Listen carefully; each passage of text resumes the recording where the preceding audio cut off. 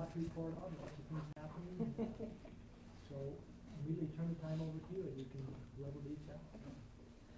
I will begin. Thank you, Mayor. It's a pleasure to be here. We've missed our regular visits with you, but we appreciate the Mayor and Mr. Teeny giving us time every now and then to touch base with the city, and we appreciate, as always, your support and interest in Canyon School District. As you said, Mayor, it's a busy time. It's always a busy time in education, but end of the school year is a time when there's a great amount of celebration and activities going on, and as you know, we have high school graduations are scheduled for tomorrow, and Brighton High School's graduation is scheduled for 2 p.m. and we appreciate it. I understand, Mayor, you'll be able to join us there. I'll be there. It's an exciting time, yeah. It is. It's an exciting time, and we were able to participate in the senior awards evening last week. I guess it was just last week.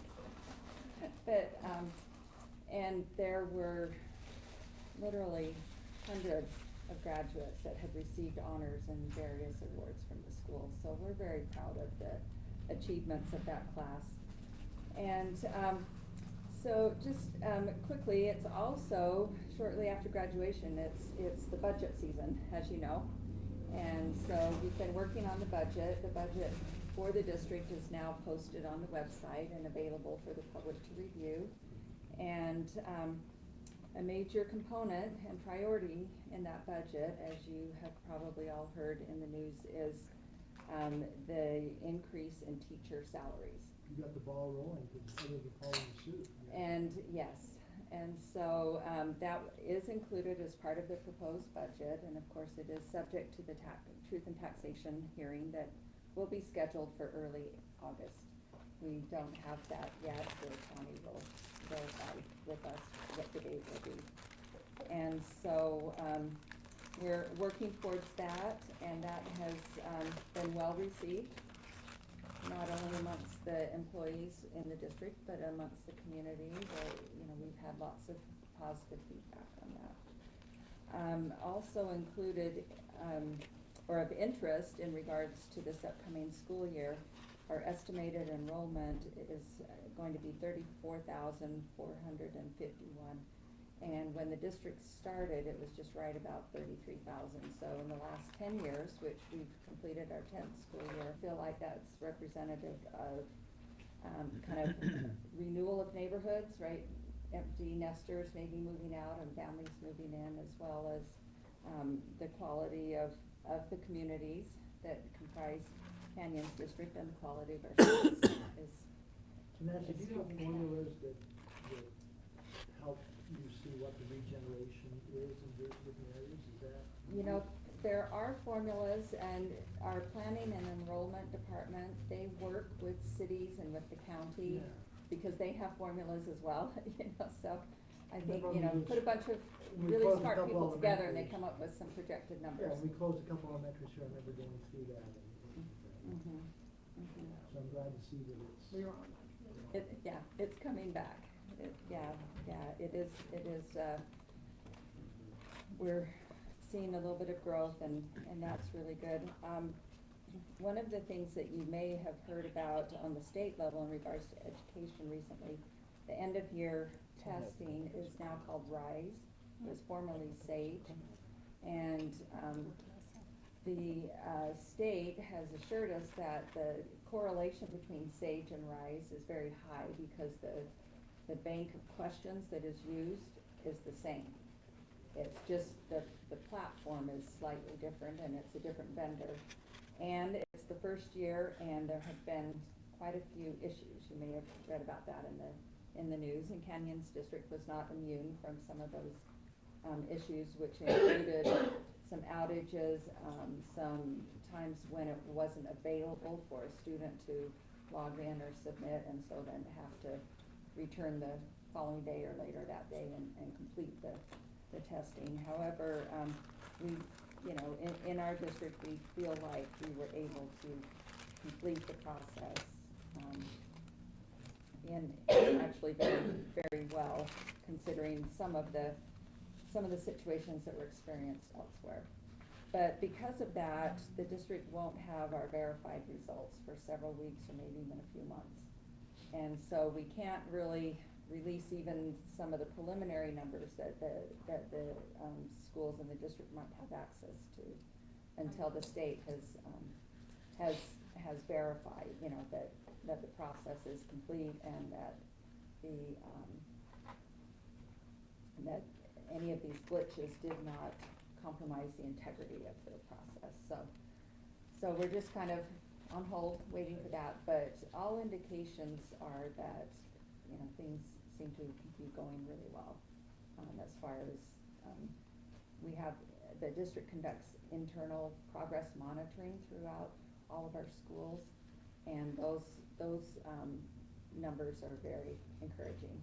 So we feel really great that, student achievement, which is one of our main tenets of the district, continues to improve, and so we're happy about that. One of the things that the board has recently approved is an updated fee schedule, and this represents a tremendous amount of work by the district to discover all of the various fees that are being charged by secondary schools, and to identify them and what the use is, and then put them on our official approved fee schedule.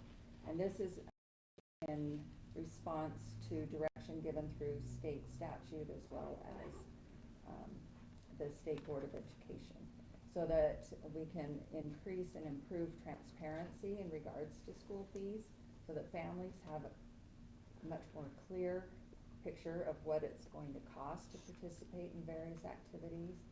And then in doing so and taking a look at it, we also feel like it's important to try and encourage these groups, teams and coaches and advisors, you know, let's stay focused on the purpose of some of these extracurriculars, and let's keep it in line, you know. So it is a challenge because some of the sports teams and stuff, because the parents try to drive it and take it, yeah. Mm-hmm.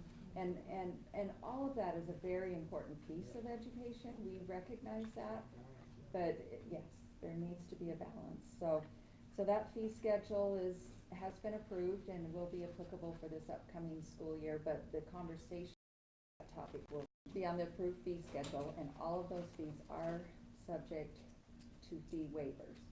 So there is a formula for identifying families and students that would qualify for fee waivers, and that is handled on a very individual basis by just the administration at the school level, and it's kept very private.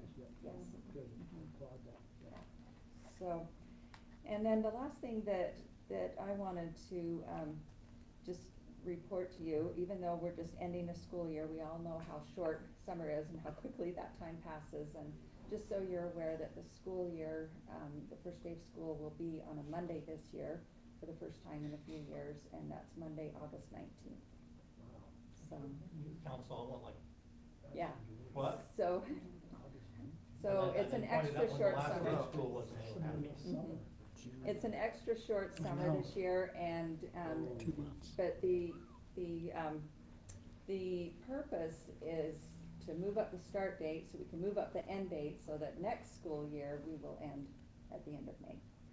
And so, as a parent, I have to say that I would much prefer my kids to start after Labor Day and finish after Memorial Day. yeah. So if you could tell me how to get my constituents to support me in that, this makes absolutely no sense to me as a parent when I think about the heat and weather. Yeah. Well, thankfully, all of our schools do have air conditioning, so for that little Let's try to thing. avoid using it to save some money, right?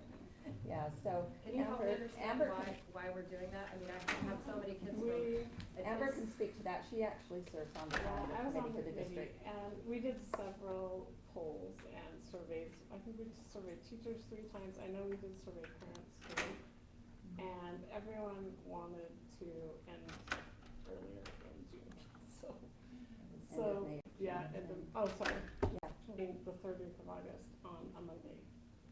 But we got rid of I think 4 of those random days within the year, and that's how we're ending earlier.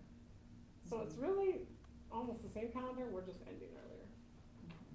So, and we'll see how it goes, right? If everyone hates it, then the calendar committee will. Well, first digit has a 1 instead of a 2, so technologically It's earlier. Yeah, yeah, cause I think we started, it's a very similar date last year. I'm sure you serve the community school councils. Yeah, we surveyed, yeah. Community school And councils. when we surveyed parents, it was like 2 to 1 that they wanted to we want get out Memorial earlier. Day over Labor Yeah. Day. Yeah, which.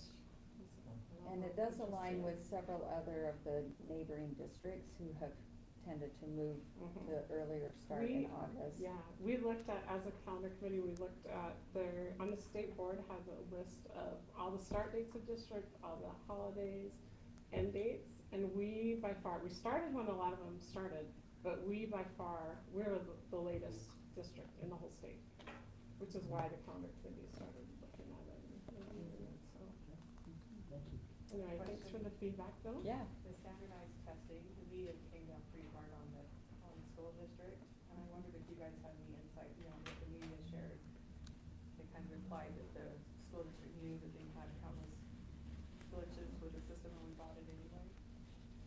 That would be the state board.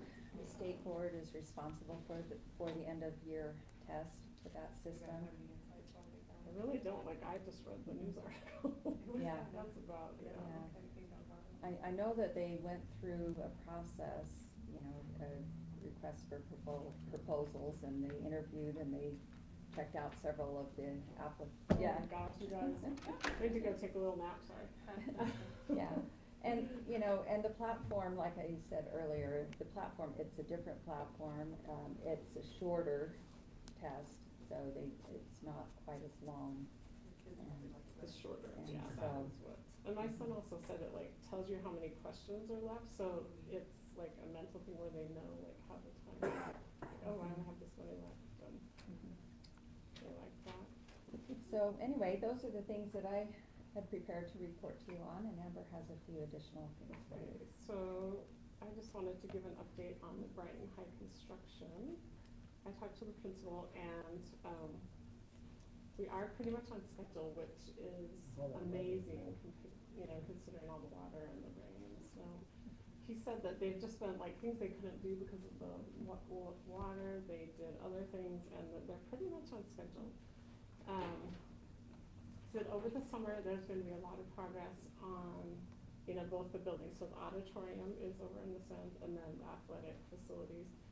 He said very shortly they're gonna start putting up the steel beams for the auditorium, so you should be able to see it from the front. Cause right now it looks like nothing's been done. Just keep pushing dirt around. Yeah, dirt piles. Yeah, nothing's been done, but actually all it's There's been one, done. but they go around the back. Yeah, Yeah. a little different view. Yeah, and almost all the masonry is done on that athletic building, and I guess it already has hallways, it has some of the walls in there. And so both of those will get a lot done, because in December, if we're on schedule, is when the students will move into those buildings. Really? And we'll tear down part of the circle, about a quarter to a third of the circles, so that they can start building the school wing, the classroom wing, rather, that's 3 stories. It's rectangular, so. And there are some pictures on this, the Canyons website. The principal did send an updated photo of the whole thing, and maybe I can forward that to the mayor and you guys could see it, because it's pretty interesting. It's kind of like a rendering that actually looks like a real photo, more than just a sketch of how it's gonna look, so. I know So- with Butler Elementary, you invited us to kind of go through Yeah. at one Would point. you guys like that? Yeah, it's not too much staff, that was it. Mhm. I really enjoyed it. And that was just before opening. Yeah, and we toured, but maybe just before the opening of those 2 wings, Or, yeah, whatever. because there'll be different phases. Yeah. Okay, Or, I'll we write could that. arrange if you wanted to see wanted Like to right tour the now. dirt piles. We have think toured it's the right, dirt. it's exciting to go through and see what our high school is, because that's our only through the high school. Yeah, and the baseball fields, baseball and softball are done. They did not get done, or they weren't playable till the very, I think they only played one game. It's because it was so wet, yeah, it's not water, so. Also, I mean, I think you guys saw it, that some students from some elementary schools in our area came and talked about the styrofoam trays at well, just at all our schools. Right, So but they were representing some. yeah, and they did a wonderful job, and we just really appreciate them bringing that to our attention. It's an administrative thing, and our administration is going to look at it next year. It really boils down to cost, because our lunch price is $1.75, which is really cheap, and we haven't raised the price since, for 9/8, since basically, so. And it's like a regular tray, or a biodegradable tray is between like 17 and 25 cents, so. Or we could hire people to wash the trays, and that's also just a cost issue, as well as trying to find people. We have a hard time trying to find people, so. But they are going to review it, so you guys know they're gonna study it next year, so. I guess I would ask, thanks for bringing that up, and, Nancy, you had great quotes in the paper, so thank you. I did leave the article feeling a little bit sad, because I didn't, so this makes me feel more hopeful. Yeah, no, we've asked administration to review it, but we But just. I guess I would ask, since you all are a liaison, or, and the other council may feel differently, so you all can pile in on me, I'm happy about that, but, I would maybe just recommend that maybe you could bring the students along, because they have lots of great ideas. I think they are presenting to our council tonight again. Oh, great. I know other schools don't even have trays. Maybe we don't need trays. As we think about the high school and we think about the cost of the trays, I don't know what it is per school, but I'm told it's like a difference of $300,000 for the district to go, and what if the cost of the trays are $300,000 over 10 years, that's $3 million, you know, the NPV, right? If you take the cash flow over the course of 20 years, bring it back to today's dollars, you could avoid $3 million. Is there some investment that you could make today to avoid $3 million over the life of the project? Could you add something different to this high school that you're building to accommodate a lack of trays? I mean, what's the mechanism as we consider Ridgecrest, if that's going to be the next school that gets torn down? And what are the mechanisms that we could use with our current staff? I know as you know, our city manager with our snow plowing, we figured out what could we do with our current staff to plow more roads. And I'm wondering, are there things that we could do with our current staff? I mean, my daughter had some ideas, just because she gets to, you know, pour out the food as a lunch worker. I mean, do you add a couple more lunch workers so that you can free up somebody else's time to wash the trays? I mean, it seems like this is not insurmountable, and what a great win it would be. I'm sure we are all feeling like the warm fuzzies if we can make it happen. But you're our advocates, and I know that they'll be here tonight, and we're gonna hear from them. Yeah, their speeches were Very impressive. We'll just applaud the students when they get involved. They are great ideas, And we hope that, we might end up with a sustainability manager No, across we've many, got one coming. and we might be able to leverage that to help you all there too. I mean, who knows? So I hope this is the beginning of a, you know, more detailed dialogue. One other thought, I know it's hard to find people that can just come in and work a couple hours in the middle of the day, but we're just talking tray washing, and special needs individuals are great for those types of jobs. We already hired them. But, And all of those things are part of the study that the administration is committing to do, because you wanna make sure that, you know, you looked at everything, thought of everything, and, you know, taking in all sorts of ideas, right, no, I will beg it to policy as well. And I wondered, you mentioned the tenants of the district, which I remember when I went to, I think as city council members, we get to go at the beginning of the year, I think. And I remember seeing the tenants. I just done your website and I couldn't see them, but is there a tenant for environmental or sustainability? no, It's it's not specifically. fiscal accountability is one of the tenants. Yeah, it's under the board, the tenants are under the board, if you hit the board Okay. tab. Well, that might be something that we can, I mean, it just, our meetings there a year ago, and we had one of the elected officials, that sustainability would be something that would be discussed. Yeah, the district does have a specialist, that is, like an energy saver specialist, I mean, that is full-time in the facilities and in the properties, working towards saving everything from saving water expenses to, you know, electricity, and as we're building the new buildings, they are built with energy efficiency in mind and things like that, But so. sometimes this is sort of more esoteric, I think, you know, lunch trays.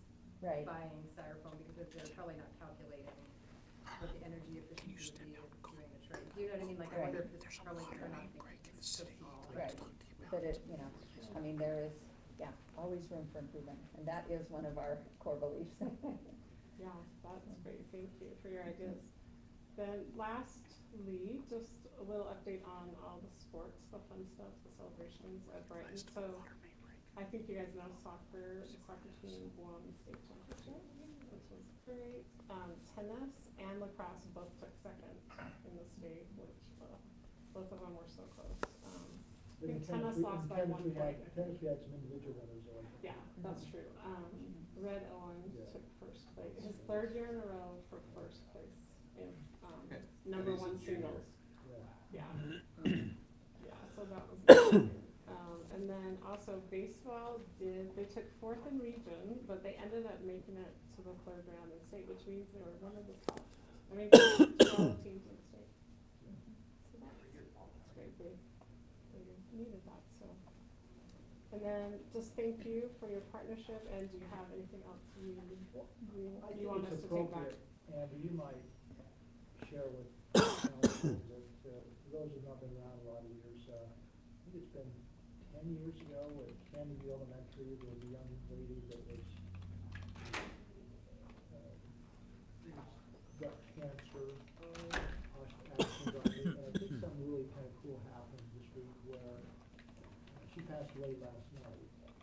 And a couple nights ago, the Brighton High School went up and presented her graduation certificate to her in the hospital just before she passed They away. did. Like, that's, I don't know the detail, yeah, but- that's amazing. So she struggled with cancer now for 6 years, she had a rare form of leukemia, and she's had 3 bone marrow transplants, which is really unheard of, like, something like less than 1% have cancer can even go for a 3rd transplant. Anyway, I think it's amazing, she's been in the hospital a lot, and she's been doing her packets, and she did everything to her to graduate. And so it was cool. The principal went with some of the assistant principals, and then one of our elementary teachers, 2 middle school teachers, and then 2 of the high school. And went and presented her. And she's a student body officer at Brighton this year, and anyway, so. She passed away last night, and, Yeah, she's been a really big fighter, so. great story of community support for that family and the schools. Thank you. I know you've also had some great academic Oh, achievables yes. at the school this year as well, so. Yes, we have, for sure. So, I mean, you guys had it in the newsletter, but we are one of the top 20 high schools in the state, which, Out of how many? oh, there's, I don't know, Nancy, hundreds. Are there hundreds? Oh, yeah, oh, yeah, Yeah. couple hundred, because there's 41 districts, you know, a lot of them have multiple, some would just have one, but. Well, we're proud of our relationship with Camden's and the fact you allow us to communicate and to meet regularly and to, collaborate on things and both directions, so we appreciate that. And, any further questions of our guests? No, thank you so Well, much. thank you, and thanks Thank you. for Yeah. giving us a little bit of your time. I know we've got a full meeting. Projected finish date is January 2021, is that correct? Well, no, that's just for, so they've divided it into 2 phases. Right, And so that's the end of phase 1. 2021? Well, 2020.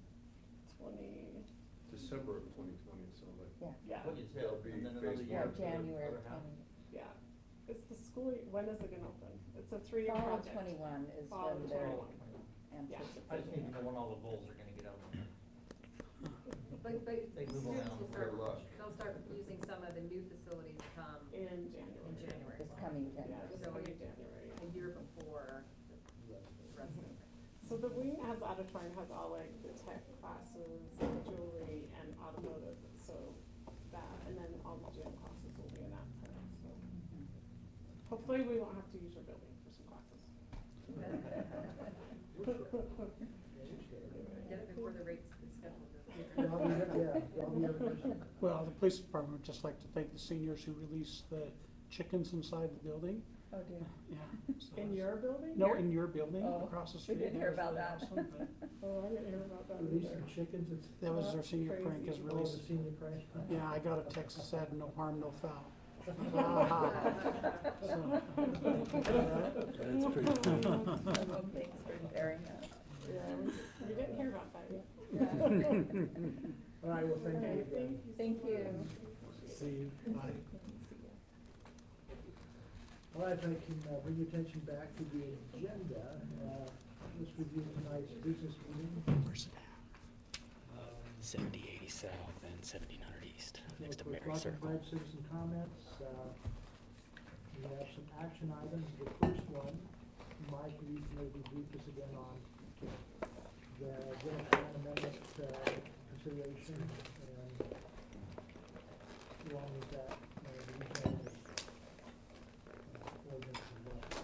Yeah, I can bring slides up, but this is we took public comment on this about a month ago, along with two other rezones on Fort Union. The other ones were decided on at the previous meeting, but the applicant for this rezone was not available, so that's why it's up for action tonight. But this is the three properties along Cottonwood Heights Road, south of Granite Oaks.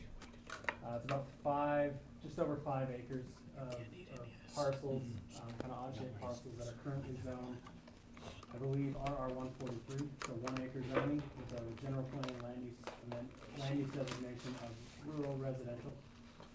The request is to amend the land use amendment to be low-density residential and modify the zoning to R115. That R115 does match what's directly north of these properties, also owned by the same owner. And Granite Oaks to the north of that, and then the tree farm property north of that. So there's some context of R115 in the area. We showed an analysis last time of the existing parcel they own, that's about 7 acres, I believe, or 12 acres, I don't know the exact number. That's already R115, plus these 3 subject lots up for rezone. Based on some of the constraints, they did a very rough analysis that we haven't fully reviewed at all. But with the current zoning and land use designations as they are, there's a rough potential of about 22 lots. With the zone map amendment granted, there would be potential for about 26 lots. And those are probably, I would say, best case scenarios. There are some constraints on the property that we haven't reviewed, such as slopes and fault lines and things like that. Planning Commission recommended approval 5-2 and forwarded that to the City Council last month, so it's up for action tonight. Maybe you could brief us again on how the sensitive lands ordinance might apply to this. Sure, and I will, before I go into that, what I say would apply regardless of the decision made tonight, approval or denial. Anytime an application is made for development there, especially a subdivision, the sensitive lands ordinance will come into play because this, by characteristic, this is a sensitive area of the city. That ordinance allows us to, that and the subdivision ordinance allow us to analyze this property for things like open. If a subdivision's over 5 acres, they're required to designate, I believe, at least 10% as open space. Further, 10% of less of buildable area. 10% of, now in the sensitive lands ordinance, if you're on a 30% slope, I believe the language allows you to use a portion of that area as that open space, but not all of it. So some of it would have to be functional area. It's like 30% of areas with 30% of greater slope can be counted. Yeah. It also allows us to look at things like potential trail connections, access to regional or city trails, planned trailways, on city master plans. And we would work with the development applicant on, again, regardless, of the decision here. It also brings into play things like, limitations on impervious surface, certain minimum buildable areas for building lots. In other words, we don't wanna create building lots on very steep undevelopable slopes. So there are some constraints presented by that sensitive land we're using. Okay. Questions, Mike, on this, will it be an action item tonight, one way or the other? So there's just the one point of access through that existing area, right? Do you have the? Yes, I'll bring it up here. There will, for this area, there will be two, but no new points of access. The applicant and the owner of these properties has an easement through Granite Oaks, the main entry of Granite Oaks. When Granite Oaks was originally developed, they actually had to get an easement from the owner, the property owner and the applicant, for their main entryway. And in exchange, and we haven't seen all these details yet, but we understand that Granite Oaks granted an easement through Granite Oaks connecting into this property to the south, utilizing that one Granite Oaks entryway. But that's, I mean, they're essentially the same person, so they just, right, as they sold the Granite Oaks development, they maintained an easement. They gave themselves probably an easement before they sold the development, so that they had access through it, right, let's be clear. Right, and I don't know that the owner of land where Granite Oaks is was the same owner. I know it wasn't the developer, it was a different developer, but I don't know the ownership previously, so I can't clarify that, I apologize. Okay, I've got it up here.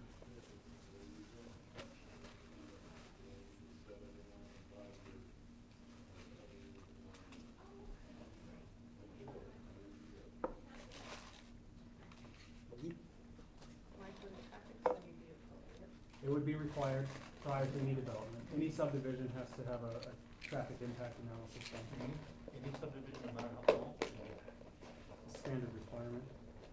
I think maybe you're like, do it too. A lot split is a little bit different, but any That's what my mind subdivision was. that's platted, yeah, goes through that same process. No plan. The other point of access, there's an access road right now. There are a number of properties that are currently developed in this area.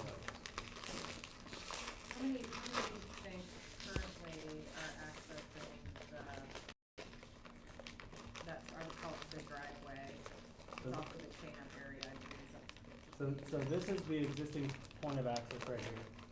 And there's a private road system that some comes down this way. You can see one, I don't know, 7 or 8 houses Very probably. And then this private road, this is the road that connects over to Granite Oaks, which would be utilized as any secondary access. So the point of access for any development would likely be this one here, and then the Granite Oaks entryway, which is out of the screen. And then a little private, kind of dirt road, and slightly improved private driveway accesses all these houses down here by the creek. Any development would require, obviously, the street system in there to be built to current standards, so substantially upgraded from what we see today.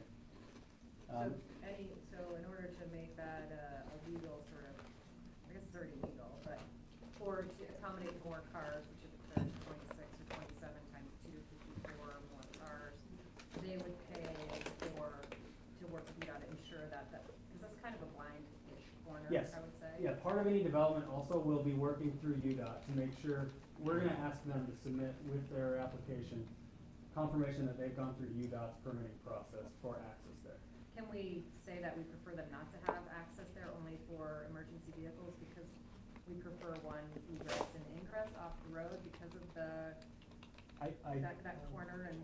I think emergency services may have an issue with that. Well, they could have their own access, but could we require them to only use the Granite Peaks development? I'm just asking the question, because I'd like to know. That's a good question. Generally, when a subdivision or an area of homes has, I don't know, I think it's 30 homes or more, the fire code requires 2 means of ingress and egress. That's my experience as well, with their that second ingress and egress. So, kicks in. I would expect that, Can that both be formal, or can they be? some can, I'm a little out of my element, I'm not a fire code expert, but my understanding is, you know, there can be, if the fire department can get in there, we've seen it where there's, you know, chained up areas or things like that. So those were, you know, those are questions we would need to answer at the development level. As far as recommending against an access that's already there, that might be challenging to recommend that. Is that access, did you say that access is used by those other 6 or 7 homes? Yeah, there's one access in this general area that's used by all of these homes, and then the one in Granite Oaks. And they would connect through here and through a new street system. This is, again with the caveat, this has not been reviewed, this is all conceptual, a rough layout of what, you know, what that might look like. This is the current, using current zoning. So the properties we're discussing for rezone tonight are generally these ones here that are kind of the more odd The shapes. yellow spot and the red's 30%. Yellow and red is slopes, red is the 30% slope. And yellow would be between 30 and. Yellow is slightly less. So you have all those homes along the road, 1, 2, 3, 4, 5, 6. I know this is just it's not a real plan. Yes, now, and UDOT may have, So, UDOT may have frontage improvement requirements, for development along the roadway, and we would get that from UDOT at the time the development application is made. This would be the alternative analysis, showing a uniform zone. It doesn't, like I said, result in substantially more lots, because so much of this property is already zoned R150, is not up for request tonight. But it does allow them to, you know, kind of organize it in a more geometric, slightly more efficient way. Scroll back before the color ordinance. When I look at that one, I'm like, okay. Can I look at that one? Because in my mind, I'm thinking, okay, wait, go back again. Back again. what's the count difference between those two views? This one is 26, that's 22.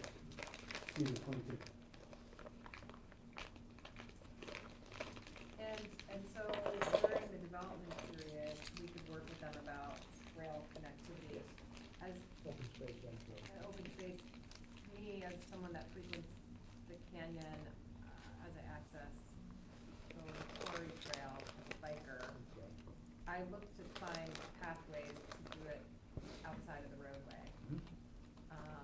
This parcel, Granite Oaks, and even the parcel to the north of Granite Oaks has historically been an area that people have used. Those areas have now been gated off, so people can't use them any longer. Are we seeing any interest by the landowner to provide some kind of a dirt path on the adjacent to the road? I think what What we discussions? presented that ordinance, Yeah, obviously. because like our trail master plan has all of that. I think he mentioned in planning commission minutes that he was conceptually supportive. Yes, that's been discussed with the applicant, Yeah. and I don't, you know, it wasn't an immediate, no, we're not gonna work with you, it's in the ordinance, so it's something that's going to come up again, and, at this point, I'm confident saying it's been communicated with the applicant. Is the applicant gonna speak to us tonight? He's back here, so he'll be here, if you have questions. Oh, I guess I'm confused. You're talking about getting bikes to go from where to where? Well, There's a trail, the quarry trail, Yeah. up Little Cottonwood Canyon. It goes all the way up the canyon. but it comes on. Starts in the mouth of the canyon. This is on the west side of the road, wouldn't it? This is You on guys the have same something- side of the road as the quarry trail, Is it? And so that goes up a ways and then crosses the road somewhere? at 94, we just crossed 94 something. And that's what I'm trying, thank you, that helps. I'm like, that's not Just making on this sense. side of the road. Well, I think just philosophically in the city, I think, from my perspective, and I don't speak for everyone, is that wherever we can see any piece of trail connectivity, I think we want to try and preserve it, get it there, because eventually, going forward, we'll start connecting. And that's a critical one. Because even below, down by Lakai, even back by Giverny, there's opportunities there along Cottonwood Creek through some area. I guess my concern is I don't mind giving higher density if we can benefit our community. But I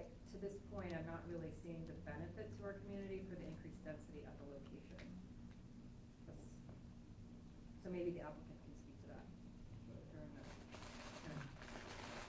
Is there a way to formalize it, say the applicant does state that they're gonna issue the travel, is there a way to formalize that? Generally not at this point. At the next step, that's where, because say a decision is made tonight, one way or the other, the applicant could choose to sell the land to someone else who then comes in and goes through that development entitlement process. So there's no guarantee, even if the applicant says on record tonight, yeah, we're gonna put trails up and down this and we'll do everything. There's no legally binding way that we can hold them to that at this point in the process. That would be a zoning condition, and I don't believe, I don't know, what we're discussing is in our zoning condition list, is it? That's not proposed, that's not proposed for this property. I suspect we have no right to trade zoning for a benefit to the city. In So, this case. and that's why we're sharing, this is in the But we're ordinance, Amendment, right? the general plan. We have to make a general plan amendment to even to go through this. Yeah. So let's talk about the plan amendment and what tools we have there. Anything? Because the plan amendment is a significant, I mean, So the We don't general do them plan, every day. the general plan, without the general plan amendment, the proposed zoning is not compatible with the long-range vision for this area. Which we could still technically do, but we have made it a practice not to do that. To zone around the point. Right, we've always, again, been required the general plan, we've always done them. Is that right? Can you zone around the general plan like that? Zone around, no. No. You have to have the general plan land use map compatible with the underlying That's what I'm zone. saying. Now, did you- Now, under Solid County, this was RR 115, right? At least a portion. The same, I know at least this small piece, under Salt Lake County was R115. When this area incorporated, it incorporated as RR143. That's, the fact that it was R115, I don't think affects any sort of, ordinance or development requirement way, other than to say, yeah, it had that zoning previously. For whatever reason, when it incorporated, this is the zoning that was applied. So this is the zoning that it's designated as today. And Tally asked, last time we discussed this, I think I looked at Granite Oaks, and most of that's R115 as well. Yeah, you can see, Granite Oaks that's all those lots there, that's R115. The property north of that is R115, and then north of that is I'm probably actually going south. R2. South, well, so these are the subject properties down at the very bottom. Right, and if you keep going south there, I thought that was gonna be a little. Down in Sandy, there's it's all R1. We did look, I think it's between R18 and R115, depending on where you are in that area. Okay. But their lower density there is 115 as well. Yes. Especially the new development would kind of probably be in line with an R18 or R110 zoning in our city. so depending if approval or denial on general plan amendment, then we would have a rezone. If it's denied, we deal with the rezone. Further questions of Mike, as to the specifics? I think they've sent out the minutes from the planning commission, everything that were interesting to read. Staff take a position and outline that. can you show me the slide where you show your support for the plan amendment? So that's just like, staff did also recommend approval. I think No, I there's, asked for where does it talk about the plan amendment in your slide deck? This is both of them. So this is presenting them both. So general plan is the top section here, residential rural to residential low density. And then the zoning is the second piece of that, RR143 to R115. It's two requests, but anytime these come in on the same property, we process them as one application. So they don't have to spend 3 months going through one process and then start again and go through the next. But that's why it's two action items tonight. We have the general I plan land understand use. very map. well. Yeah. Okay. In my packet, yeah. Why wouldn't we consider this spot then? Are you Staff recommendation? Yeah, denying the findings and recommendations, is that it? I thought in your presentation you had one specific to the plan amendment change, not tying the two together, but just making the case for why we should change the general plan I think the recommendation is the same for the land use map amendment and the zoning map amendment, that with these 3 lots, changed, there's not a substantially different development potential. Without the zone map amendment and the land use map amendment, we can't bifurcate a property with zoning, so we have some awkward shaped lots that are gonna make the development layout a little awkward, might make the street system a little awkward and a little less efficient. And the reason we feel it's not spot zoning is you can see the context here. We have Granite Oaks that has been through this process in the county prior to incorporation with the same land use designation, the same zoning zoning designation. We've got the Tree Farm property north of that matches that as well, and then north of that we have Okay, even what- higher density. And what are we thinking is gonna happen to Tree Farm? What's that? I mean, I think it's listed right now for like, many millions of dollars, 40, 16? It may be. Well, I don't know. I mean, cause right now that's, what's that zoned for? R115. R115, which Same is zone. same zone. Correct. Yes. No, Other question? no, Okay. I'm just looking at, R1-8 was not that before. What was that before that was changed? On the west side, Probably 110. I don't know. It was single family, certainly lower density than R1. I don't know if it was 15 or 21 or 43. I'm not sure. So if it was 15, you could sort of take that and superimpose it where the 1-8 is, right? If you wanted to visualize what it was before and how it changed, right? I'm wanting to do that. The other reason is You'd guess, yellow means 115, yes. so you'd guess just from the 4 properties that are there that it was probably 115. The other reason behind staff's recommendation is we do have the tools in the sensitive lands ordinance to properly address a lot of the concerns that we would see from allowing even a few additional lots. And also the RR 143, at least in this slice between Little Cottonwood Canyon Road and Wasatch Boulevard, it is not the prevailing land use designation here. A lot of those are parcels of record, lots of record that have existed for a long time with some with very old homes on them. So if Granite Oaks is a gated community, and we're looking to get open space or something from this new area, if it's gated on both ends, Granite Oaks is not gated. I don't believe that Main Tree has a gate on it at all. I'll leave it. I'm pretty sure it does. It has gates. You know better than I went through it. Well, let's just say it has a gate on one side, and this other side has a gate. How would we access any open space or trails? If it's publicly dedicated, we would need to determine a way for the public to be able to access that. Giverny is a similar. There's a large public easement through there where the leads back to the back of the development there. There are gates and there's private areas in there, but it is accessible from Wasatch Boulevard to the public. But questions that need to be answered, again, regardless of zoning and land use. And so if we change the zoning, then we don't know the next person we're dealing with on their sentiment on any kind of trails, connectivity, or open space. That sounds like an unknown. But regardless of the decision, that's correct. The ordinance will require. Well, we know there's a provision in the ordinance that allows us to ask for those things, regardless of who comes in.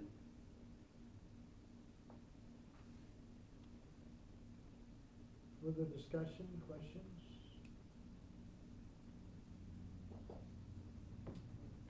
So the little, on the R1, the little lighter colored green, is that an R1? That's half acre, yes.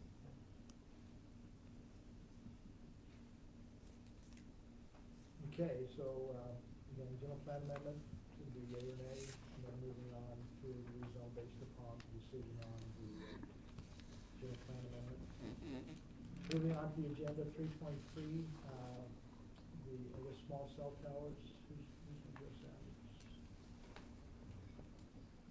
Oh, Oh, Shane, yeah. Yeah, this is a master license agreement for Crown Castle. A franchise agreement was granted to Crown Castle last fall, I think it was in October.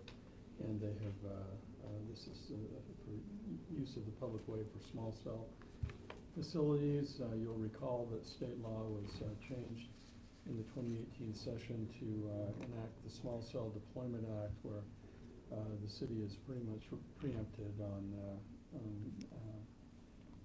controlling or prohibiting small cell use of the public right of way. So we have done what we can, as previously discussed. This agreement is the final agreement with Crown Castle that will set them up to come in and start installing small cell facilities in the public right of way. We granted a similar agreement to a Crown Castle competitor named Extenet maybe last September. I don't know what staff's experience has been with Extenet since then. Have they come in and done anything? They have. They've installed their facilities, so you can see a few of them, especially over near Target and Union Park area. They're kind of black. They kind of look like the city street lights, but they have just a small wireless piece at the top. They've been, I mean, as good as any telecommunications company we've worked with at getting permits and going through the right process. Okay, any questions? Kind of silly that we have to sign an agreement when our hands are tied. No, there are some things that we can do, and so that's why we have the agreement, so we Few can variables try we have. a few variables. The state didn't completely preempt us, so we're doing what we can. Monitors that agreement then? Is it through the actual installation and review that it met the conditions of the agreement? Is that? Yeah, so there's a permitting requirement prior to installation, and there's a review component. What we can review, we'll review at that point against the agreement, which also. The registration? Yeah. Would be Yes. down there?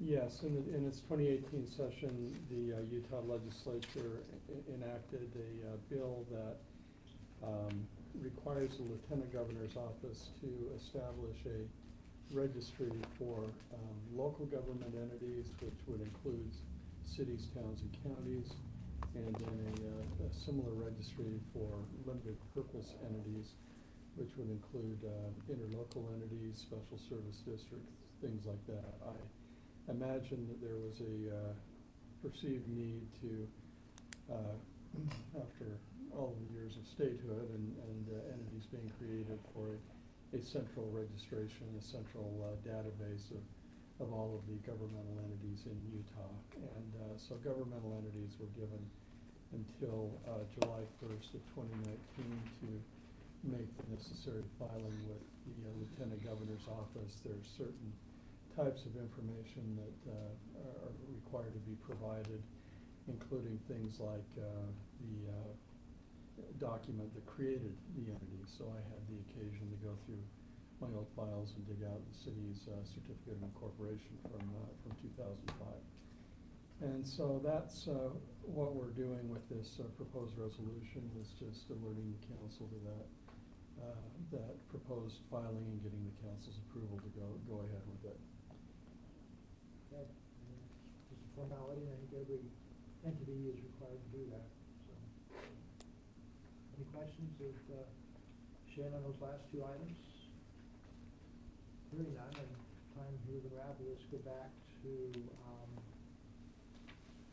staff reports. Do you want to change that order at all, timing? We okay? Yeah, I would like to get through at least the facility use policy before we go into a meeting, because Paula, is Ann here for that? Yeah. Oh, she's back, is she back there? She was. Okay. I just don't wanna have her stay. Okay, let's do that. Let's talk about facility use policy that was proposed with the fee changes, et cetera. So Shane. Okay, she's coming. Just an intro into this. We obviously were here about a month ago or so and had proposed some changes related to the fees, as well as some of the wording changes. You'd asked us to go back and relook at the fees. We have done that, and I think we're ready for you. Ready? Yeah, and so we're here to present what we found and what we're proposing. And then we'll look at, after this discussion, consideration at a future council meeting, depending upon your input today, so. My apologies, I'm just in a quick little Cottonwood Day planning meeting. Here is a copy of the policy.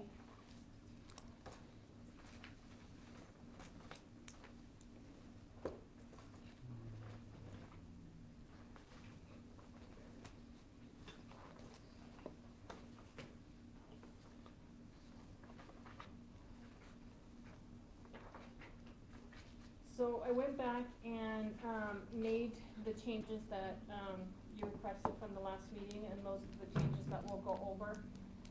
If you have any questions after maybe from the last one, or concerns or thoughts or something, we can talk about that too. On this, we go back to the fee schedules. We took the fee schedule up from the $20 it is right now. We talked about 40 last week, and then readjusted it up to 50 to cover all costs for to use the facility. That's community room with kitchen. Sorry about that. The non-residents and businesses, we took that up to $100 an hour. The government is still free during business hours, and then we took the $50 up after hours, being that there's the cost associated being after hours. For the community room, additional fee, this was also one of your requests, of $100 if, just the flat fee of $100 if alcohol is served for residents only. We also discussed that it would just be residents being able to use it for alcohol, which would defray additional city time. Staff time that I would take to make sure all the policies and other items that we require are done. Chambers rooms would go up from 35 to 40. So the additional fee of $100, Yes. is that per hour, or is that just per event? That was Per just event. event, yeah, okay. just an additional $100 for the event itself.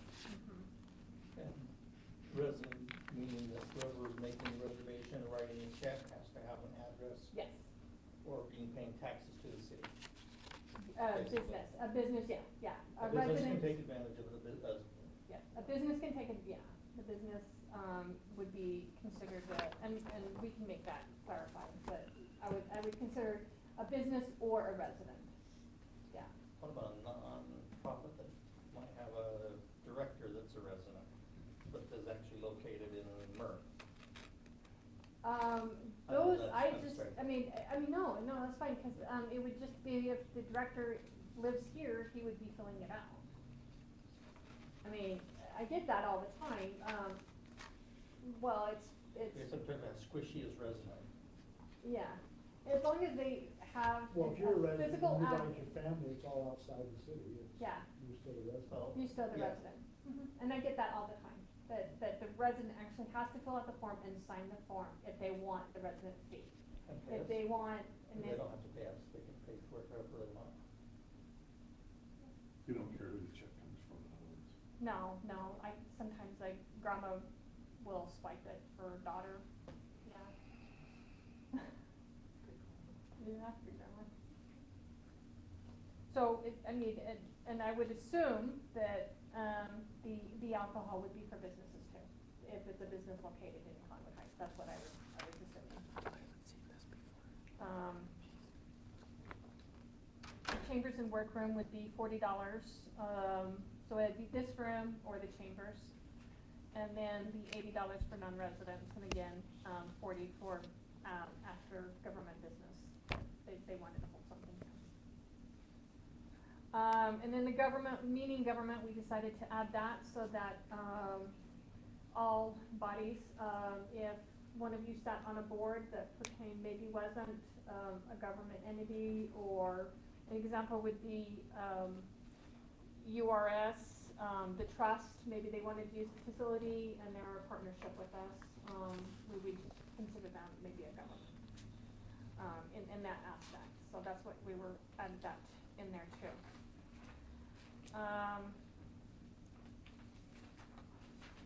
Then the other goes to, This is, has it always said that the lobby is not part of what you rent? Or is that? no, new? because I've got people calling me just to rent the lobby. Oh. And I don't rent the lobby, but for what I think you're thinking, what I wanna do on that, the Art Council, is maybe start making that part of the event, part of the Art Council event. I'm just curious if somebody rents the community room, especially for an event that is an alcohol event. Uh-huh. The public in the lobby, is that a problem? Or That's have they because rented the lobby they're too? not renting the lobby, you can't rent the lobby, so it can only be the community room, it can only be the chambers, but it can't be the lobby, being that that is a fair way to the, it's public access to many different You features. can't privatize your way, that piece to being able to have the alcohol or even the use, you gotta leave it open. Right, yeah, I Certainly couldn't get have the multiple users, you alcohol, couldn't- yeah. So if you had a major event who wanted to rent the activity room and they wanted to set up the buffet in the lobby because of room availability, which I've seen some of the time. We've only done it a couple of times, and that was, So if there's because nothing else in the building, you would allow it under certain circumstances? I only allowed it that because it was one was the rec center. No, I've seen it on more than just, I've seen it. Well, we would allow it, but it's still not the guaranteed portion of the Yeah. rental space that is the issue. Yeah. So they It's can use something- it, they just can't have the exclusive. Correct, yeah, they don't have it right, someone else walks in for whatever reason, look at the artwork, which, then they, Yeah, and even Well, but when. if it's 8 o'clock at night, Oh, we get people walking in all the time, even at 8 o'clock at night, even at 9 o'clock at night. We get people just walking in because it's open, and public walks in and starts asking all kinds of questions. Or just needing to get a hold of the police or something, and that's when we kinda try and pull them back out. Yeah. So that's why we try and keep it separate and not interrupt something that's going on. Yeah. But we also have the art shows, they want something, so I kinda wanna work on something with that too. The artists wanna kinda show off their work.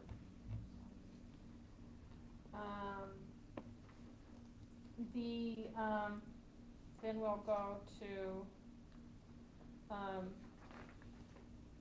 so on now to the alcohol part, number 2, it just says it needs to be a resident, that was per your request.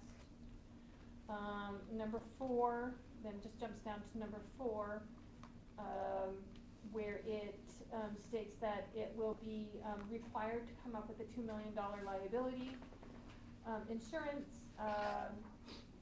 The only problems that I was coming up with this is that the finding a company that will come up with a $2 million policy. Out of the 4 companies that the trust sent me, they want to make sure that they are not affiliated with these companies or endorse the companies, just so everybody understands that. They're just companies that they've seen that people have been able to get insurance through. Out of the 4 they sent me, only one is just right there that they can get the $2 million. I put it in their computer system for a wedding with alcohol, and a $2 million policy is $235. The other, another company would do it for, the first million was $100. The second million, I actually had to call, and she says the second million will be an additional $1,050.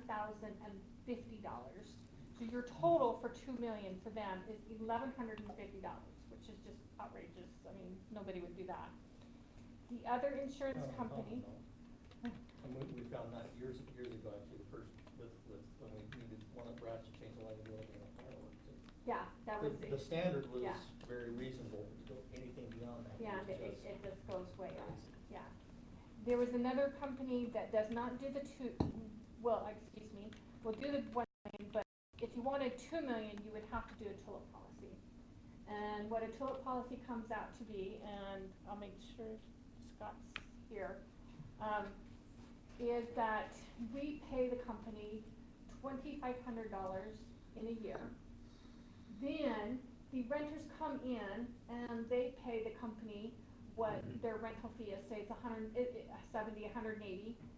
If they pay the rental company over the $2,500, by renters pay it, then we get the extra fee back. If it doesn't come up to the $2,500, we don't get it. So it gives them a guarantee of $2,500 a year to have that policy. A lot of cities like West Jordan does it and stuff, but they rent a ton, and that's why they do it. I don't think we're gonna rent that much to invest into it. I think we would end up just losing the $2,500 in that policy. So like I said, there was one, I called Farm Bureau Insurance, and she was gonna call me back and text me back. She has policies, but she says, I don't even think I can come close to the 235. But she was just gonna let me know. So I'm still looking for other ones. So what we did is put it in here that the same as a caterer, they would have to, the renter would have to just go through one of the insurance companies that we found, that we have on our list. Being that that company would know exactly what I'm looking for, and that I would get the drama, the alcohol in it, and we would be 100% covered. This may be a silly question. Yeah. Could the vendor provide $1 million and the renter provide a separate $1 million? Well, the vendor, the caterer is doing $1 million, but you asked me this last time to have another $2 million on top of it, so it's actually $3 million is what you asked me. Oh, I thought it was. Well, those Because- insurance coverages are somewhat different though, aren't they? You're insuring No. something different or the same thing? It's because the gap was 2.4 million to cover it, and so you guys said that Said that we were covering the you whole want gap. the whole gap. You don't want just, because we said at one time we'd do $1 million here and $1 million here, but we're still liable for that $400,000 left, and that's where you guys said 2 million and $1 million. And so that's why I was looking at it that way. The whole total is 3. Yeah, so the whole total is 3, which would cover us 100%. So 2.5 would cover 100% too. Right. Yeah. But this insurance company that I found that does the event, that insurance company, So the they just do $235,000. $1 million and then they do a 2 million. They don't do 1.5. My experience is Yeah. you can only get coverage in $1 million increments. Yeah. And remind me, the caterer, the entity that would serve the alcohol could not do 3 million, the mayor's point. You'd have to get. I mean, that's an option that I can look into. I just But you- haven't, okay, but you I haven't haven't looked gone into into that way We don't because I care, can't as find the As long as the event has that. has a level of $3 million coverage. policy, yes. Okay. I suspect that might be cheaper actually. And there's a possibility, but it's something I haven't went into. I was just Okay. trying to find companies that would even cover, and I only found the one so far. We'd have to assess. Found what- 2, but one was expensive. we'd have- Yeah. Well, 3 if you went with the total policy too, but one that was reasonable, that we could at least say we have something down. To me, there's an advantage to having insurers that we deal with, policies that we're familiar with, as opposed to having caterers come in with their own policies. We may be having to review the policies offered by the caterers every time, and then coordinating to get us added as an additional insured on that policy. So it may be a little bit more risky there. But Would don't most of those vendors, aren't they catering big events at the Southtown Expos or the Salt Bay? I mean, they're all doing events downtown. I'm sure we've all been to one. Well, the caterers I had talked to said that, oh, we have a standard policy of $1 million. Then I talked to a couple and then a bartender. So it's not, I didn't ask them, well, can you do more? No, I So, was just yeah. asking Shane though. He's saying that it's complicating and it's Yeah. have to be more at this time. Well, if we want to piggyback on what other people are doing, but I don't Just know seems like the that Salt Lake makes Convention us Center does it all the really time. safe. So I think we need to figure out our coverage issues for ourselves rather than rely on the fact that we're doing things for other people who may have done the homework or may not have. And it was also said that they would have to be a caterer that we already approved. So I may be able to, you know, have a catering list. I mean, it doesn't have, I mean, if you guys knew caterers, I don't mind checking into those too. So as long as we have a catering list that covers what we're looking for on insurance too. So those, Right, and those those are policies options. need to be acceptable to us. Yes, We think that yes, would be, absolutely. That it covers exactly what we're looking for in the alcohol. or even just the general rental. Yeah, absolutely. And then,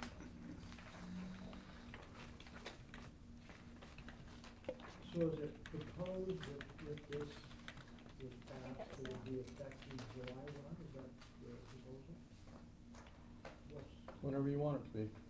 Be effective when you. When it's passed. yeah, so that's really, it would be nice if I had some leeway just to post, that's my question. because it will Yeah, be, how much do you need time or? because I'd like to be able to post that the price rate has increased to some of the people that have been calling me. I've been trying to be good at telling, hey, the price rate may increase, but I do have some people that have been deciding. So it'd be nice to have an actual day that we can put out there saying the price rate will increase on this day. So if that's okay, if not, I'm fine, whatever you guys want to do. Well, I think tentatively it's scheduled to be on the agenda for June 18th. Which is kind of nice to have fee increase along with the budget, but is there further questions about what's being proposed? We got, basically we have a substantial fee increase, defined government, and then of course the inclusion of alcohol with those heavy restrictions. No, I feel a lot better than being restricted to residents only. I mean, honestly, I guess, I still have that attractive, situation where when you're the only one doing, basically the only one in the area that's doing it, you get, the people will come when that word gets out. So the resident thing, I think, mitigates that a lot, but that's still how, I guess we just have no idea how that's gonna. The only people in the area doing what, the alcohol? Yeah. The only other city hall that was doing it was Salt Lake. I think Holiday, Well, Holiday. I think from what I've spoken to members of their council or their mayor, they were waiting to see ours. So maybe, I'm just saying that if they did, maybe that might help you. Well, Another- that would have a thing, but I mean, to be blunt, Holiday's done that a lot with things that we've done, overlooked, and they've sometimes done it, and sometimes not, so.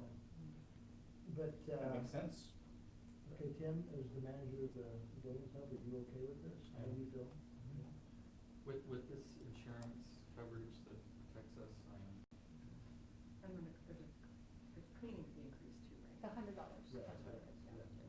we evaluated that. That's the actual time for staff to review the insurance, make sure it's all there, the information, and. That also though gives you a sense that you can't be reviewing a contract every time you wanna do it, which costs you more than $100 just by itself, so. That's true.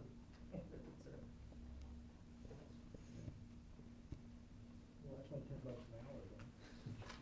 Oh, I forgot. So there's a wedding reception hall right there on Highland Creek Road. Do you have any idea what kind of insurance they carry and how they structure it? Or if they just do any food quality? Would that be useful? I'm sure there's, I know the Salt Palace does. I know even the alcohol is served at the softball complexes, and Salt County gives a variance for a certain period of time in parks and stuff, but generally all the parks stuff, alcohol is prohibited, but there are waivers given for short periods of time, certain events, the county does that, I know that. But, any further questions? If not, we'll proceed, and we'll be back on the 18th, and we'll have a chance to review it quickly again, and see if we can decide. Okay,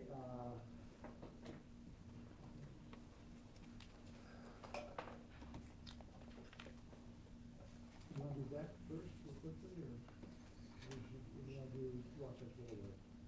Let's do that, that's all right. Okay, okay, we do that. That's pretty straightforward, I think. Robbie? Don't catch this, but no, Mike, you want to be involved in this discussion too. Might be the first time. I I've have done it all been there straightforward, before, so so. Yeah, I know. we're okay for you. Yeah, we've included him. We've had a couple meetings with Vic and with Councilman Shelton, but you've been briefed in your packet, so let me just go over it again and kind of highlight what we're talking about. Initially, the objective at VEC and, well, with all the communications in the valley was to put everyone on a single PSAP, which is a primary 911 answering point. And we've been able to achieve that with Salt Lake City and VEC.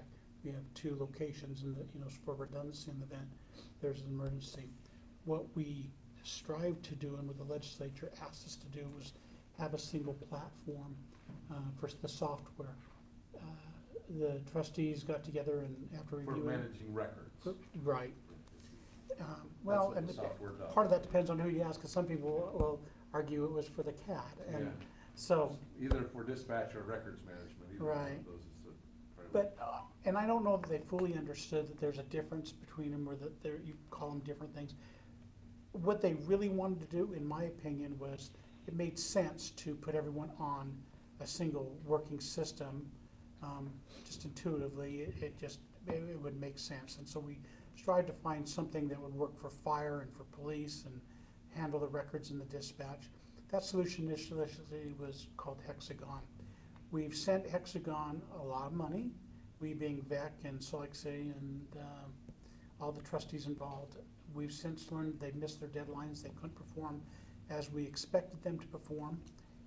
So they're in mediation now and trying to resolve it, and lawsuits are being threatened.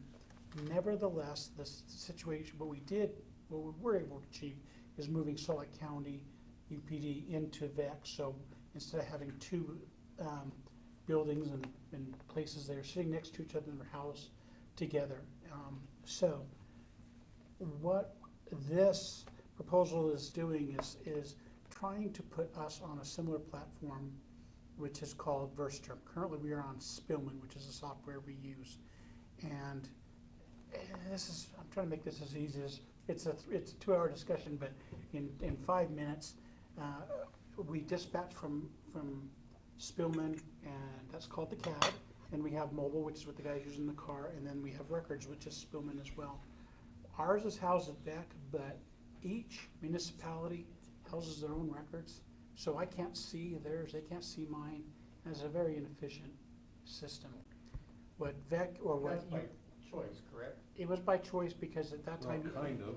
Yeah, but. Kind of by necessity too, though, in a way. Yeah, so we've evolved to the point where Salt Lake City uses Versterm, and they share that system with UPD. That is a huge chunk of the valley. With Hexagon still in flux, we don't know where that's gonna take us, we don't know how long it's gonna take us. And I'll get to fire, because I need to be sensitive to the fact that this, and I'll tell you up front, this system we're proposing doesn't work for fire, doesn't work for them. It's intended to work for police, and it would work, but it doesn't solve their basic needs. So we're not gonna pretend or try to force that upon them. For us, being police, what this does is convert us to a single system. So I can input a name and search that all over the valley, including the jail, and gives us immediate intel. We can read the reports, things we can't do now. VEC already uses Versterm to dispatch, because they dispatch for Salt Lake City. Well, they don't dispatch for Salt Lake City, but Salt Lake City uses Versterm. VEC dispatches for UPD, which includes Holiday, Taylorsville, Magna, Kern, all those cities. What we are proposing is to move from Spillman to Versterm. And what that would do would be to put us on their system for dispatch and records and mobile, enable us to share channels with areas that are contiguous, like Holiday. Radio channels, which we can't do now. We can talk if we switch over, but right now we share with Draper, which is terribly inefficient, because we can't share resources or ebb and flow in emergencies. It also gives us the ability to search all those records. Who would be part of this? Salt Lake City, which is a big player, Sandy City, Taylorsville, all the UPD cities. So that includes Midvale. Includes Midville now, and I would expect, no matter what they do. Murray not yet, but Murray, I talked to Murray, and they don't want to be the last ones in, and so Craig is already looking at it. They're So the the last answer is ones police. immediate. It Police doesn't are- create one, but it puts us with more friends Then we have, than, today we're completely isolated. We We're are. all by ourselves. For the ebb and flow and for the emergency responses amongst, be it fire or police, you want your neighbors. Sandy's on it, because they're dispatched by Salt Lake City. With Holly on it. you got And the Mill neighbors Creek. And Mill Creek. And eventually, I think Murray and everybody will come along. The holdouts, the big holdout is West Valley, because Spillman is physically located in their city. So that's gonna be a problem. What we're doing is we're not building a new system. We are simply buying licenses from Salt Lake and UPD to get on their system. What does this mean to the city in cost as far as dispatch? Transitioning from Spillman to VEC, we've done our homework, because that was a fair question. It's costing us nothing. The budget is set. The transition, it costs the same dispatch from here to have a VEC dispatcher as it does a Spillman dispatcher. The benefit is I could merge with Holiday, for instance, or Mill Creek, or whatever, and share those channels. Or maybe we merge with Midvale, so Which just is where we were continue. originally when this Right, so you can ebb and flow resources and share, and you get that economy scale. The cost, Oh, go ahead. the cost for the records keeping portion of this is actually cheaper than Spillman. They do it, but their licenses cost you by the size of the department. It's not a lot cheaper. We're talking a couple thousand, but the initial costs initially were $42,000 to transition over. They call it onboarding. Now they pared that down, and the cost is $27,000 simply to make this move, to make this all work. That's not a lot of money, and although I haven't seen the numbers yet, we're hoping to pay it underspend out of this year, although Mr. Jurgis is a little skeptical that I can come in right at budget, but I'm gonna do it anyway. But $27,000 in the grand scheme of things is not a lot of money. That said, Chief Peterson has some objection, as do all the fire guys, about going to Verstrom. They don't like it, doesn't work for them, they wanna find something that does work for them. We've agreed that's true, and we are not opting out of the initial agreement with VEC. We are saying, do your So if mediation, Hexagon comes on and they get it If- worked out. Or or something else, alternative. yeah. then we'll all switch over. Although, we can say that, the reality is, I'm not sure you're gonna get the monsters of UPD and Salt Lake City to do it. They say no, they've committed, their elected officials say they will. Doesn't matter. In the interim, that'll take a few years. In the interim, we will be making this a very efficient system. And in the interim, Fire is looking at trying to hire a third-party vendor or third-party consultant, fair, to go out and see what actually systems can or can't do and propose that. That's a great idea. I just think that might take a few years to do, or a couple years to do. So our pitch is to move over to Verstrom. Draper's already done it. Their elected officials have already done it, and I know that Greg from Murray is preparing a similar thing for his city and And you have South Jordan. Peterson as far as this, We have, yeah. in fact, Councilmember Shelton was there and Chief Watson, and we had this conversation. They're not opposed to this, recognizing that we're still on board long-term with what's decided in the long run. the decision we're making here for the police doesn't hurt them at all. Doesn't hurt them. Doesn't help them, doesn't hurt them. It's just kind of neutral to them, I think. And you can jump in here if I misspeak. But in fact, I'll just turn the floor over to him because he looks like he has something to say. Well, So- thanks. Our concern is, number one, the CADs that we've been using, like Chief Russo said, were never designed for fire or designated for fire. So that is something we want to solve in the long term. We do want to be on one system. We don't want a caller on a cell phone. And then having said that, what matters to us is what good looks like for fire is that the closest unit responds. And so we need automatic vehicle locator, a program that will be compatible with that, and it'll just send the closest unit, no matter what agency or whatever that is. We feel the community deserves that, right? There's nothing in place that'll do that right now. We thought we were moving that direction with Hexagon, and so for us, we're just in a situation now for the fire side of this, we're kind of in a do-over.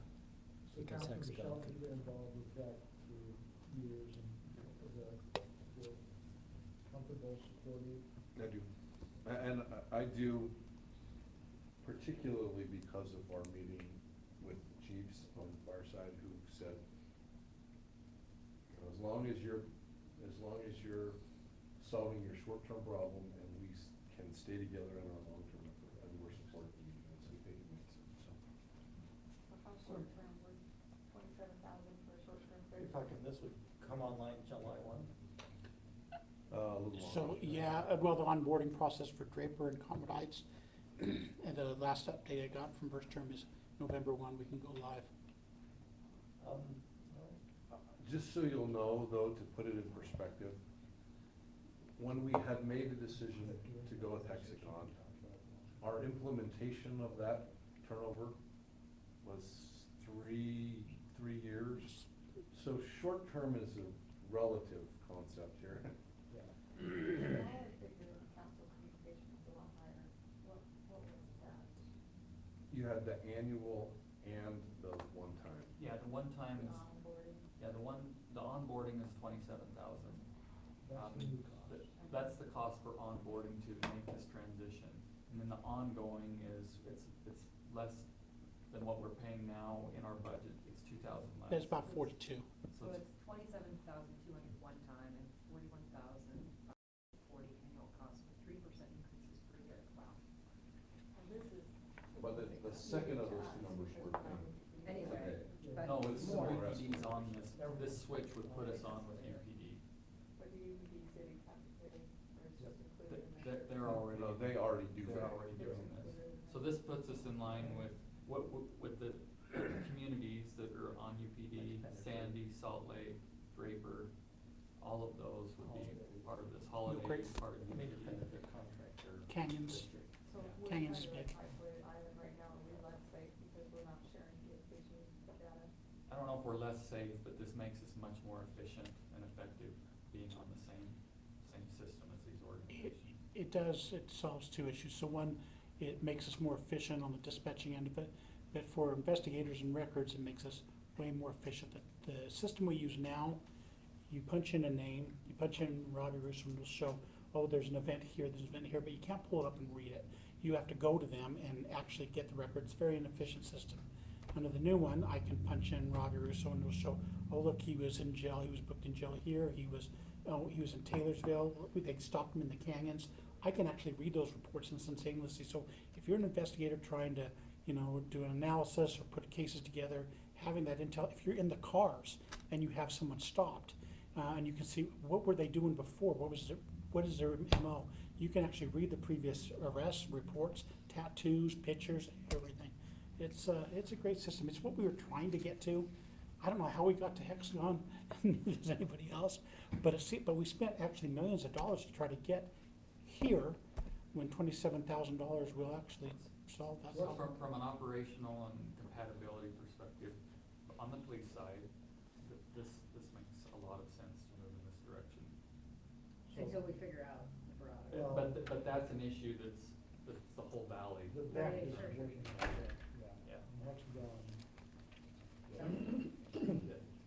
So timeframe that you're proposing? Well, yeah, actually, we would like to bring this to you at the next meeting with a resolution on this matter and with the agreement.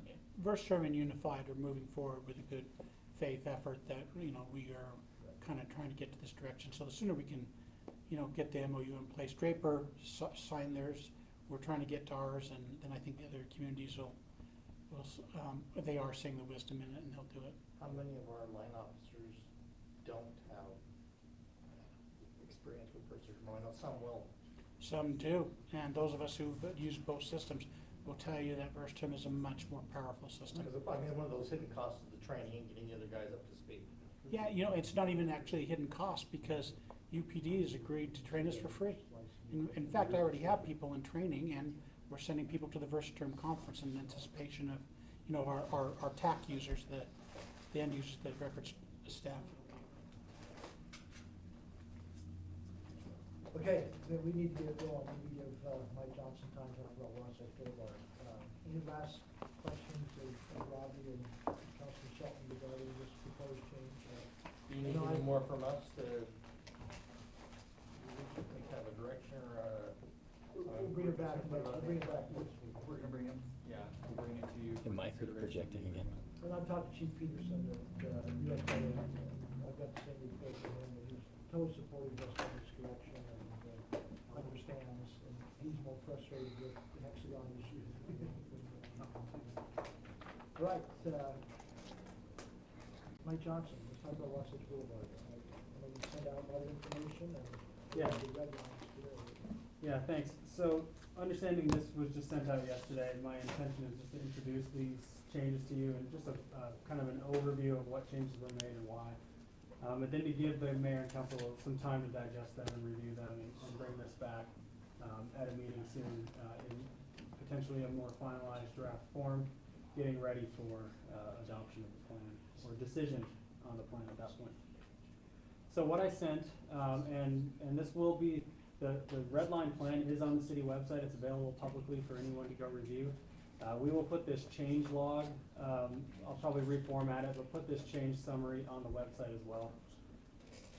What this change log does is tell you exactly what pages we've made changes on. The changes were made based on a few things. It's based on staff's rereading of the plan to make sure how we understood the plan was clearly conveyed. It was based on mayor and council feedback from the previous round of reviews. We received a lot of great comments from council members. And it was based on some of the ongoing public comments we've heard and kind of updates with UDOT that we've heard.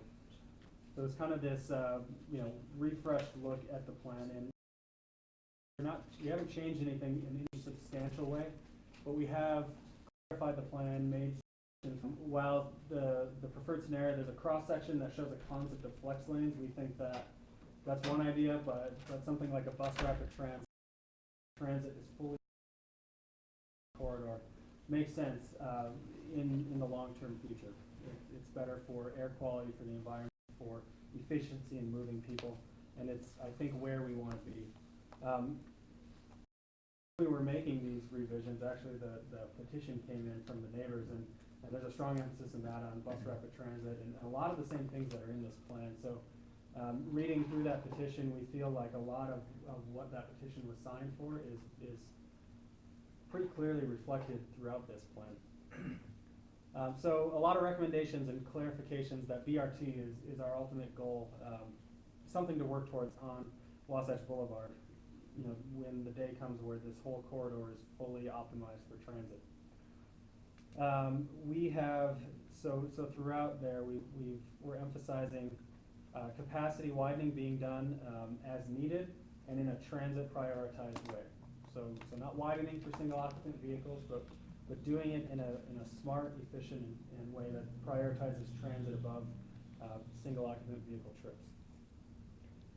In working with UTA, we've added an emphasis on not only maintaining and increasing current levels of service, but addressing emergent transit trends, whether that's bus rapid transit, which is not something UTA would be comfortable with today on the corridor, but we're acknowledging that we do want to work towards a goal like that in the future. Rather than just look at numbers and times and number of stops the way we look at it today, we want to open that up a little bit. We've added language to emphasize transit use on a year-round basis. So obviously the time we see the biggest issues are the single occurrences during ski season. But if we realize the vision of the transit hub at the gravel pit and all this transit infrastructure on the corridor, we feel there's an opportunity to utilize that on a year-round basis rather than on 40 really busy days every winter. There's a bigger opportunity here. We've more clearly throughout the plan that commercial redevelopment being focused at the gravel pit property and the remainder of the corridor, especially through Cottonwood Heights, being focused on recreational uses. So downplaying and going to the point where we're not really recommending commercial redevelopment along the corridor itself. We see that as more of a recreational corridor, especially given some of the planned amenities such as a shared use pathway along there, some of the betterments that we envision along there that will make this a unique corridor that's appealing to pedestrians, cyclists, those seeking to use the trails in the city, etc. And that was reflected from what we heard very strongly in the open houses throughout the planning process, is that certain concepts were popular, but the pieces of every concept that was least popular was the mixed-use development along the corridor. We've added further clarification for means of mitigating maintaining proper levels of service to move buses and vehicles through the corridor, but also addressing the local aesthetics and the character and the impact that the road has on roads through.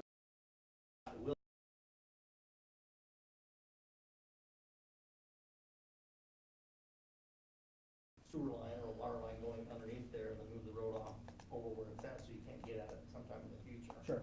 Sure. And I'll step back for a quick second. The whole vision of this level of planning, this is a general plan level document, so this sets us in a direction, and we know, with a plan in place, we know which direction we're moving.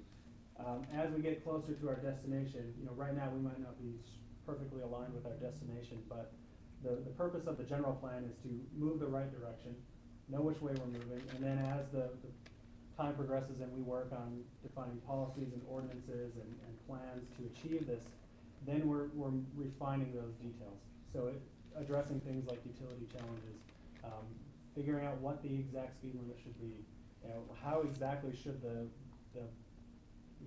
bus lanes be implemented on the corridor, what's the exact design? But again, this is still a UDOT road. It is. And we have added additional emphasis in the importance, the partnership that's been between the city and UDOT up to this point, but also the importance of that strong partnership between UDOT, UTA, the city, and other cities from this point forward as well. Because it's critical in implementing a lot of what we are. Maybe I can ask that, I don't know if that's a you question or if that's a Matt question, to find out if there are, have we had road cuts or things like that where we've had to dig up the road for. We've never dug up Wasatch, I don't know what's under there. That may be because they regulated. Typically states don't put utilities under crossing them. It's not typical to put them in the road itself. Which then maybe it's a little more to being able to have some flexibility on where it actually is along the alignment. Yeah. We've only got about 10 minutes. Yeah, we've also included referencing to some of our newer policies like our idle-free ordinance and promoting as a plan to address that when there is traffic backup. Strong coordination between cities when there are busy ski days on how to deal with, if one city closes a road, we had this issue last year. How do we communicate that across all municipalities to address that? And some of the other changes are a little more, reformatting, grammatical changes, but we feel that these should pretty well address the comments we've received so far. And again, feel that this plan is in a pretty good place and well aligned with what we heard in the public feedback for the plan, what we've seen in this change.org petition, and some of the comments we've seen as part of the EIS open house process. I think we're in a place where if we sat down and had the time to sit down with every single resident and educate them and talk about their concerns, I think this plan addresses a lot of them. Not all of them, because there are so many varying opinions, but this is it's a plan that's very responsive to the public feedback we've heard and very sensitive to the residential areas along the corridor. That said, you have a copy in front of you, understanding it's a long plan, and this was just sent yesterday. We plan to give you some time to continue to provide feedback, and we'll be back with a.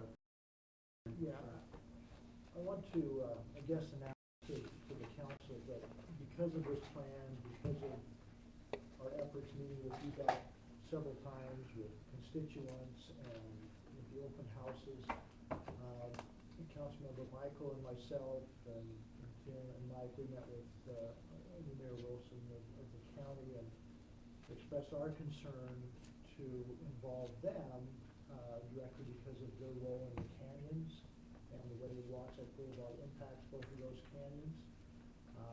Our concern that there's different paths you can take, and some would be more impactful and more efficient than other paths we could take. And so we asked the county if they'd be willing to sit with us and put together a smaller stakeholder group to move things more diligently and more efficiently and making some change, both with interim measures as well as long-term measures.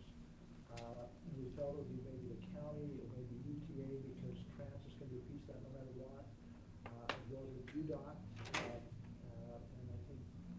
very receptive, delegated. When I looked at the plan and looked at what UDOT was doing, what I thought was missing was what UDOT was proposing, with enhancements. If it's the bike lanes, if it's the trail side, if it's pedestrian ways and all those things. Emphasize one of the major communities was speed.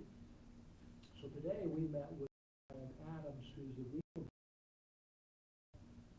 John Thomas, the supervisor, and he came and wanted to meet with us and says, you know what, we're taking a different approach with Wasatch Boulevard than we've done in almost any other corridor we've worked on, anywhere in the state.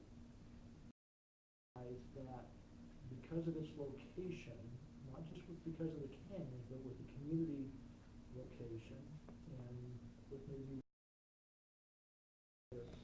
but that we are now going to include in our planning the concept and the material fact of looking at those enhancements as well, which means they are going to build into their planning its landscape, its medians, its the trail system, with its pedestrian walkways, involving UTA and county in that small working group, and formalize that to start proceeding, which also includes the UTA, includes the gravel pit, how we would do that. So now add to what I just said. That's correct. So there's opportunity for funding and other elements to implement this plan rather than just cities having to pick that up.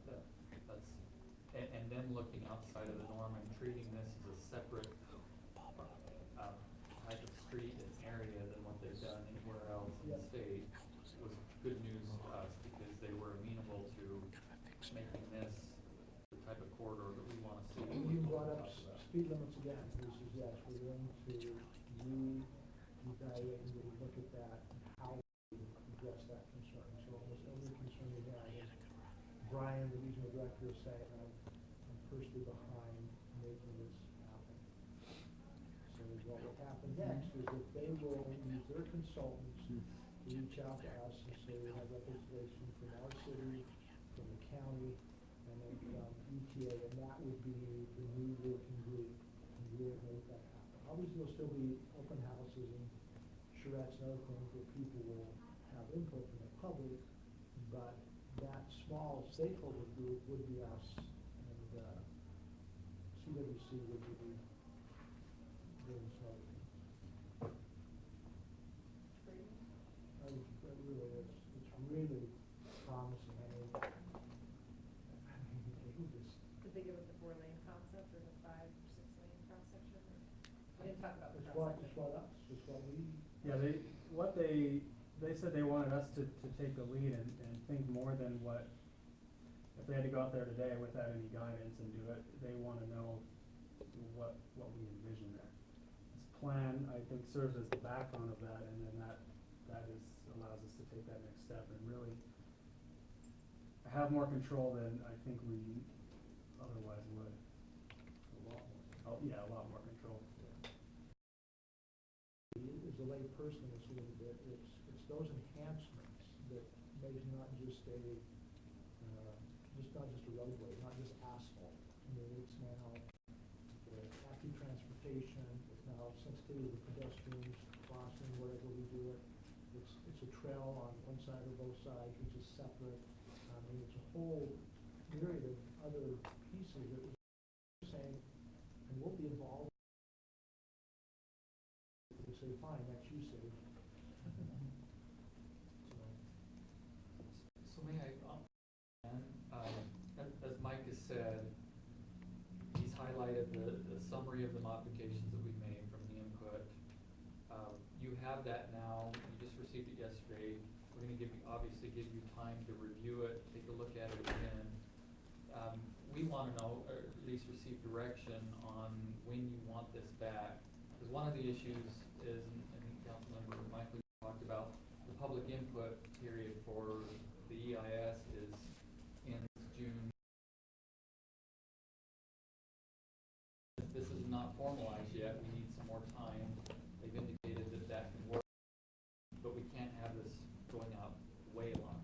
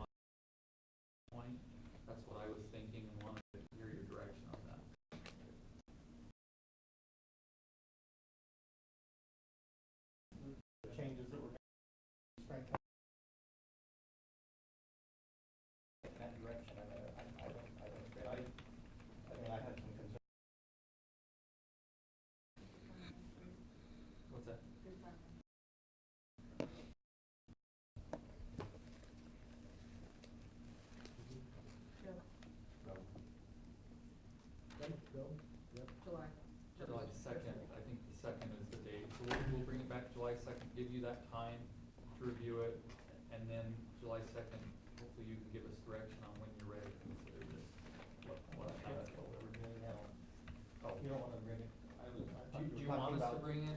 putting it up for adoption on the Oh. second of July. Oh, on the second of That's what I July, thought you were talking about. The question, well, I'm ready to proceed on it. Do you have to go through public, do we need one more public comment or no? Okay. We don't. If you want us to just bring it for your consideration on the second of July, that's fine. In the meantime, the next 2 or 3 weeks, And my 3 or 4 weeks, and give my us. understanding when we have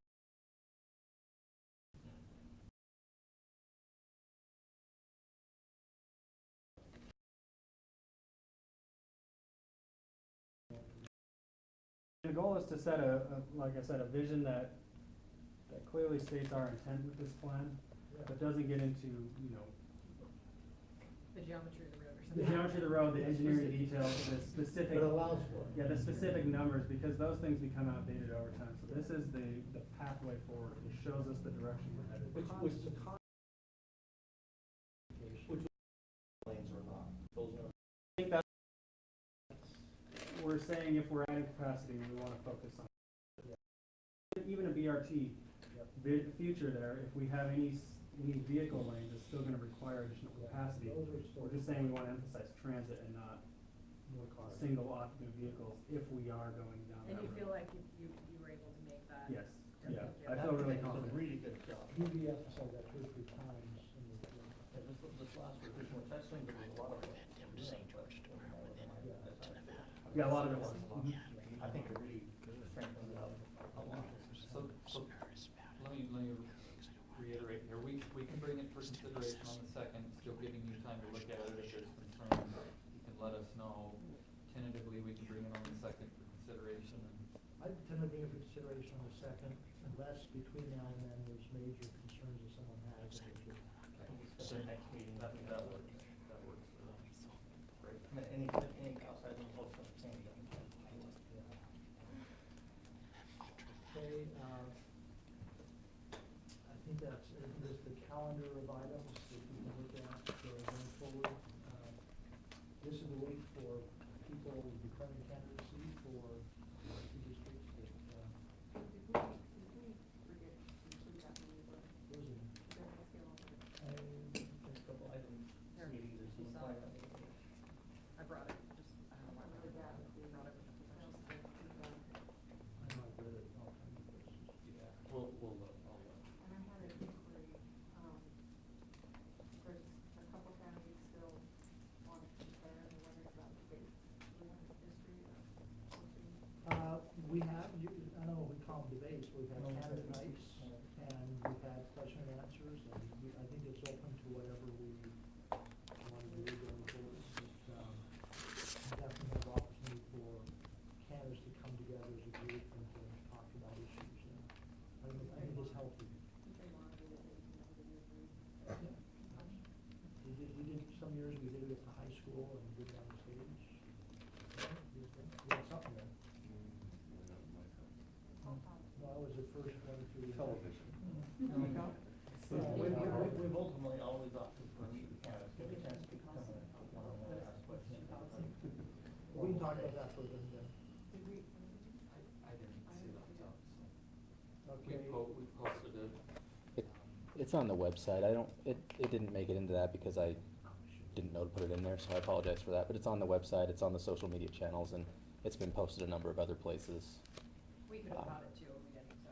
we Yeah. not- Next door neighbor has it out everywhere too, I know, which is good, so it's, Just write a calendar note, probably. yeah, that's good. The other thing on the calendar of events, that isn't on this agenda, and we'll get it on the next one is, and it was in the newsletter, is we are gonna have a shred day on July 28th, and so that's something as well to look at on the review. Requested by residents. Just a question since, it's in the newsletter and Sylvia's, untimely passing. How are the book sales? We doing well with it? I wondered that too when the very same thing occurred to me when I saw it. We haven't seen a huge spike in the sales. There's still Generally, are we pretty in low. line with what we thought we would be when we printed the regular copy? It's a little bit slower in all honesty, We are. but I think, again, some of those days is where they'll have a big push when they have historical things. Yeah.